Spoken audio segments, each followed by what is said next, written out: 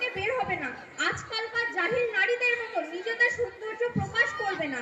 তোমরা কোনো গায়ে মেহরাত মারা গেলে আসতে পারবে না।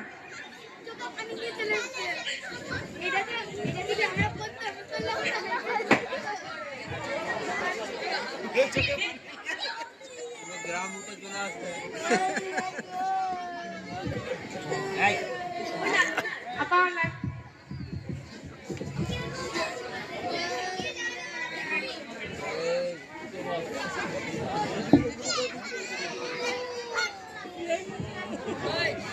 বোন রুকসা, রুকসা বোন, তুমি কি ঘরে আছো?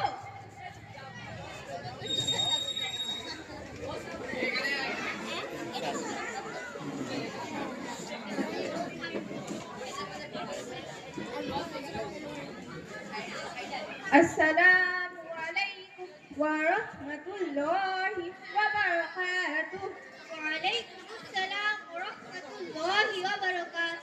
বোন রুকসা, আজ সকালে কিছু প্রয়োজনে কাজের জন্য আমি তোমার কাছে এসেছিলাম, কিন্তু না দেখতে পেয়ে ফিরে গেছিলাম। তুমি কি কোথাও গিয়েছিলে? আমি এবং আমার অনেক প্রতিবেশী মহিলা মিলে অমুক গ্রাম এক ব্যক্তি মারা গেছে, সেখানে গিয়েছিলাম। ইন্না লিল্লাহি ওয়া ইন্না ইলাইহি রাজিউন। আল্লাহ তাকে ক্ষমা করুন এবং জান্নাতুল ফেরদৌস নসিব করুন। আচ্ছা বোন, মৃত ব্যক্তি তোমার আত্মীয় সূত্রে কে হয়? আমার চাচাতো ভাইয়ের নানি শাশুড়ির ভাইপোর ছেলের খালুর দুলাভাই।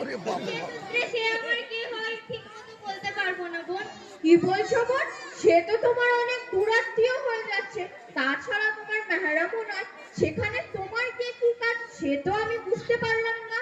আজব তো, 8 মাস ক্যান্সারে ভোগার পর একটা মানুষ মারা গেছে। সে তো চলে যাবে কবে? তার দেখবো না একবার? তা কি কখনো হয়? আর এখানে লাভ লোকসানের হিসাব আসছে কোথা থেকে তা তো বুঝি না। আফসোস, সত্যি আমরা কিছু বুঝি না এবং বোঝার চেষ্টাও করি না। আচ্ছা বলো তো বোন, এই যে 8 মাস ধরে মানুষটা ক্যান্সারে ভুগেছে, তুমি কি তাকে একবারও দেখার জন্য গিয়েছিলে? তা বোন, দেখতে যাবো ভাবছিলাম, কিন্তু সংসারের কাজের চাপে গরু, ছাগল, হাঁস, মুরগি এইসব দেখাশোনা করার কারণে যাওয়া হয়ে ওঠেনি। আজকে তোমার সংসার যে সামলেছে সেদিনও সেই সামলাতো, শুধু পার্থক্য এতটা হতো যে অসুস্থ ব্যক্তিকে দেখতে গিয়ে রুটির সান্নিধ্য তুমি আল্লাহকে খুঁজে পেতে, আল্লাহর প্রিয় পাত্রী হতে। কিন্তু তুমি এমন জিনিস করে এসেছো এবং নিজেরই ক্ষতি করেছো। ও মা গো, এখানে ক্ষতির কাজ কি করলাম আমি? বোন, আমাদের ইসলামে মৃত্যুর পর কোনো মেহরাম ব্যতীত কোনো মৃত নারীর লাশ পুরুষের দেখা না যায়, তেমনি কোনো পুরুষের লাশ মৃত্যুর দেখাও মহিলার দেখাও না যায়। আমাদেরকে উচিত, তুমি এমন নাজায়েজ কাজ করে এসেছো এবং নিজের আখিরাতকে নষ্ট করেছো। আর বোন, আমি অত শত বুঝি না, জানি না, আর জানতেও চাই না। একবারে ক্লান্ত হয়ে গেছি। সারাদিন জোরে জোরে কান্না করে গলাটা এমনিতেই গেছে, তারপর তোমার এই জায়েজ না জায়েজের ফতোয়া শুনতে শুনতে এবার কান দুটোও যাবে। কি বলছো বোন? নাউযুবিল্লাহ, আবার নাকি জোরে জোরে কান্না করে এসেছো? এখানে না কান্নার কি আছে? সবাই কাঁদছে, আমি কি চুপ করে বসে থাকবো? আমি নিজের মাথায় ঢুকিয়ে সবারই সুরে সুরে মিলিয়ে কান্না করে নিজের মান সম্মান রক্ষা করলাম। হায় হায় বোন, তোমার কথা শুনে আমাকে হাসিও পাচ্ছে আবার কান্নাও পাচ্ছে। মৃত ব্যক্তির কাছে বসে উচ্চস্বরে কান্না করা বা বিলাপ করা যে কত বড় গুনাহ, এটা যদি আগে জানতে তাহলে চিরদিনের জন্য ভুলে যেতে। কেন? কানলেও তো তাহলে মানুষ যাবে কোথায়, করবে কি? কান্না দোষ নয়, দোষ কান্নার প্রকার ভঙ্গিতে। তুমি মৃত ব্যক্তির বিরহে কাঁদতে পারো, চোখে পানি ফেলতে পারো, কিন্তু উচ্চস্বরে কান্না করা আমাদের শরিয়তে বর্হিত কাজ। এতে আল্লাহ পাকের দোষারোপ করা হয়। তাই নাকি? কিন্তু মৃত ব্যক্তির বিরহে যদি আমাদের বুক ফেটে জোরে কান্না আসে তখন কি করব? এটা তো ঠিক, আল্লাহ তাআলাই আমাদের সৃষ্টি করেছেন, আমাদের নির্দিষ্ট সময়ের মধ্যে নির্ধারণ করেছেন। আমাদের সময় শেষ হলে আমাদেরকে আল্লাহর ডাকে সাড়া দিতে হবে, আমাদেরকে সবার করতে হবে। সাবরকারীদের সঙ্গে আল্লাহ তাআলা থাকেন। আমরা যদি ধৈর্য হারিয়ে উচ্চ স্বরে কান্না করে, এতে শরিয়তের অনেক বড় গুনাহ আছে।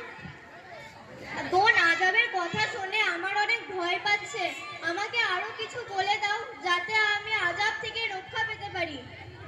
কিন্তু বোন, তুমি তো এখন বলছিলে তোমার নাকি অনেক ক্লান্ত। বলেছিলাম, কিন্তু এখন তোমার কথাগুলো আমায় খুব ভালো লাগছে। তাছাড়াও আজ রান্না বান্নার কোনো ঝামেলা নেই। জানো তো বোন, মরা বাড়িতে যেই গরুটা জবাই হয়েছিল না, দেখার মতো ছিল। মাংসটাও রান্না হয়েছিল খাসা। পেট পুরে খেয়ে এসেছি, আবার বাড়ির জন্য টিফিনে করেও নিয়ে এসেছি। কি বলছো বোন? মৃত্যুবাড়ি খানা? আস্তাগফিরুল্লাহ। তুমি কি জানো না, পাড়া প্রতিবেশী দূরাত্মীয় সবারই জন্য মৃত্যুবাড়ির খানা খাওয়া অনুচিত। এতে অন্তর কঠোর হয়ে যায়, অন্তরে খারাপ প্রভাব পড়ে। আমাদেরকে সবাইকে মৃত্যুবাড়ি খানা খাওয়া থেকে বেঁচে থাকতে হবে। তাছাড়া আমরা তো আনন্দ উৎসবে গরু জবাই করি এবং খানা খাওয়াই, এটা কত আশ্চর্যের ব্যাপার নয়? সত্যিই তো, এসব কথা তো আগে কখনো ভেবে দেখিনি। এটা ঠিকই যে আমরা ঈদ, বিয়ে, আকিকা ইত্যাদি আনন্দ উৎসবের জন্য গরু জবাই করি, কিন্তু শোক বাড়িতে এসব কাজ ঠিক বলে তো মনে হচ্ছে না বোন। আমাদের ভাবতে হবে এবং সমাজকে ভাবাতে হবে। আমাদের জানতে হবে এবং সমাজকে জানাতে হবে। আমাদের উচিত মৃত মহিলার বাড়িতে বেশি ভিড় না জমিয়ে পুরুষদের